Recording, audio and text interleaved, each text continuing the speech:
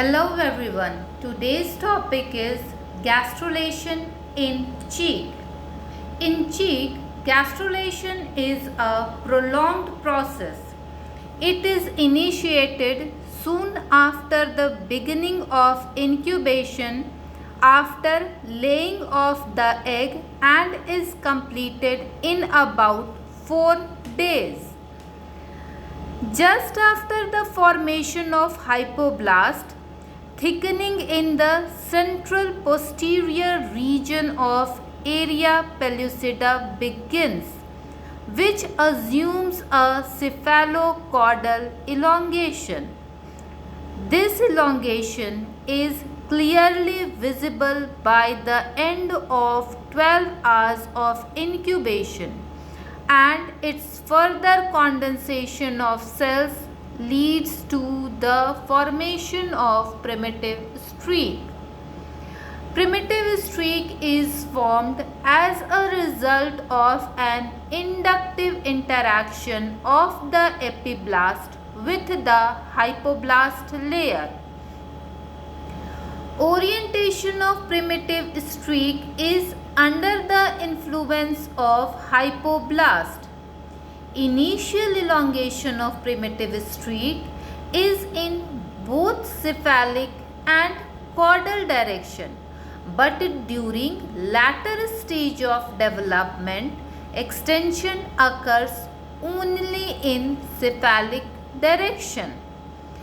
Throughout much of the posterior part of blastoderm, cell movement converge from the lateral areas towards the initial primitive streak. As more cells enter the streak region, the primitive streak elongates in a cephalic direction. The cephalic extension of the primitive streak keeps pace with the expansion of the secondary hypoblast beneath it. Caudal extension moves the primitive streak into the area opaca. After 16 hours of incubation, primitive streak is full-fledged structure and is a narrow, elongated structure. This is a diagram showing formation of primitive streak. This is epiblast and this is hypoblast. Convergence of epiblast cells to the dorsal midline of blastoderm leads to the initiation of formation of primitive streak. This is a view from above in which this is epiblast. In this diagram, the convergence of epiblast cells lead to the initiation of primitive streak, and further convergence leads to elongation of primitive streak. In a fully formed primitive streak, there is a presence of groove throughout the length of primitive streak in its floor and is known as primitive groove.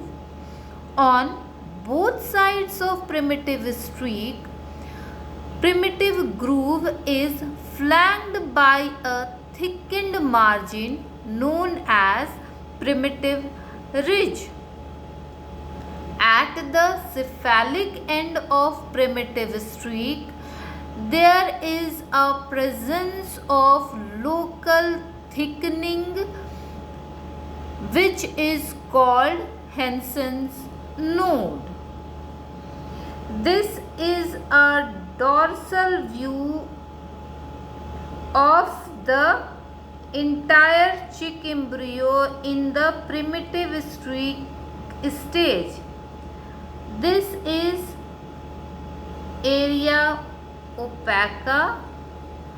This area is area pellucida. This is primitive streak, and a central furrow which is in white color is called primitive groove. It runs down the center of primitive streak from cephalic end to caudal end. Along both sides, this is thickened margin of primitive streak and called primitive ridge. There is local thickening towards cephalic end of primitive streak, which is known as Hansen's node. Changes around primitive streaks are few but prominent. The part of area pellucida adjacent to primitive streak start to thicken and constitute the embryonal area. Because of its shape, the embryonal area is also called embryonic shield. This thickening is due to convergence of cells towards mid-dorsal line. The process of convergence begins from posterior end and extends anteriorly, which terminates at Hansen's node. The shape of area pellucida changes from circular disc to pear-shaped structure. Role of primitive streak is to mark the median anterior posterior axis of the embryo, along with the establishment of bilateral symmetry in the embryo. In the next video, we will learn about the formation of germinal layers in chick embryo. Till then, thank you.